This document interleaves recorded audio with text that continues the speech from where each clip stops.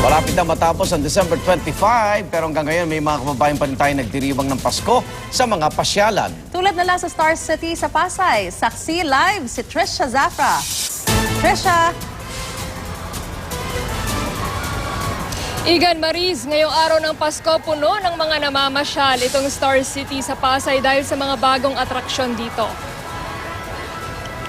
Pulo-pulutong ang pasok ng mga tao sa Star City. Walang katapusan ang pila sa mga atraksyon at rides, lalo na sa Snow World.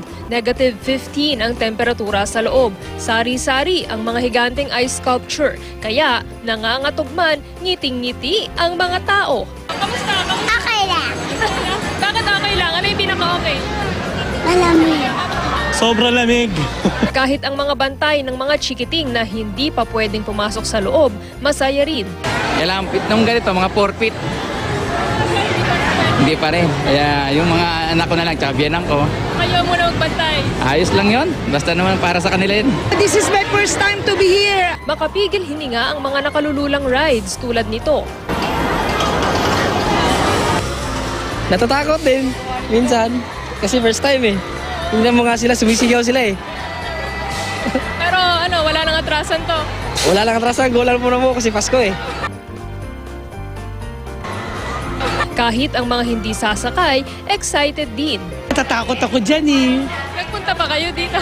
Ay, hindi po, masarap lang po ang pakiramdam ko pag nakikita ko na masaya na sila. We have a team of safety engineers monitoring all of our rides. Aside from that, all of our rides are being inspected by the State of California Ride Safety Inspection Board. It is not required of any law.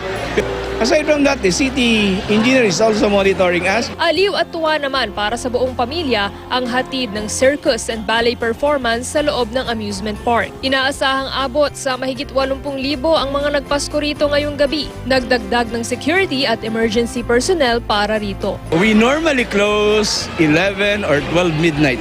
But definitely today we will have to go beyond 12 midnight. I don't know how long we will stay, but then we will have to accommodate everyone who comes to Star City for today.